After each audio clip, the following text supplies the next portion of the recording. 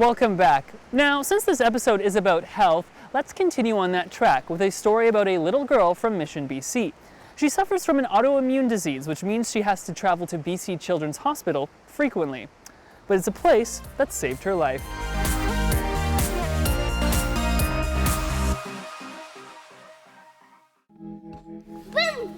You know, when you look at her running through the backyard, you don't see a sick kid that just spent the last 2 days in a hospital bed.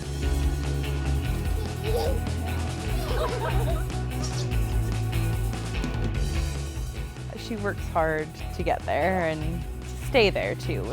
Like any 3-year-old, Carretha Stuart is an absolute bundle of energy.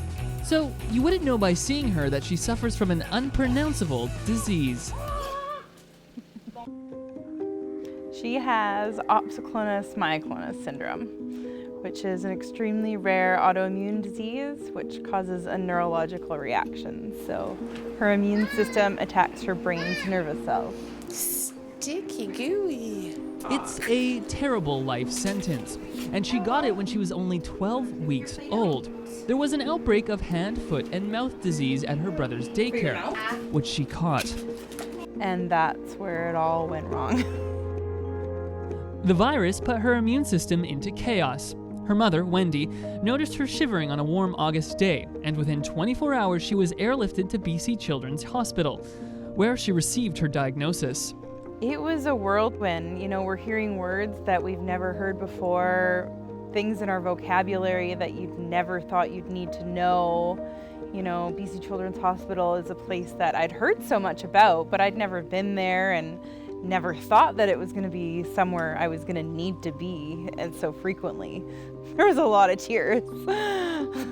It was scary. Well, I remember the day that it happened, we were all supposed to meet at the water slide, and we just got a call saying that something had happened and Carretha had to be taken away in a helicopter, and everybody just freaked out because she was fine and nobody knew what was going on. And I remember just thinking, like, whoa, like what's Wendy, what's going on, right?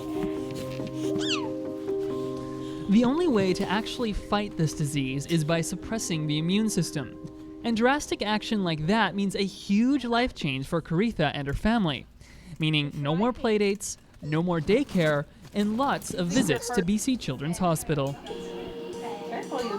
Because of just the way that the disease works for Kara, it was really hard. It was a hard adjustment. You know, for a long time I was afraid, okay, if I go over there and I have a cold, like, I don't want to be the friend that like sends her to the hospital. You know, we're all just kind of learning. BC Children's is our second home for sure. It's our home away from home, which is, you know, the typical cliche, but it definitely is. Look at them all. The nurses that we spend time with in the medical day unit are like family.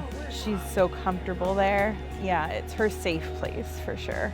Wow, The disease is a lifelong commitment, and though that means many, many more hospital visits like this one, Carretha will continue to fight hard in a place she feels comfortable and safe in. She's good at making that frog. Well, hopes and dreams is just for her to stay happy and healthy. Her condition is still active, so the goal on the medical side of it is to get her immune system into remission. Turn the wheels. Go to work, Auntie Jacquie. In Mission, I'm Jonathan Horst for Shaw TV.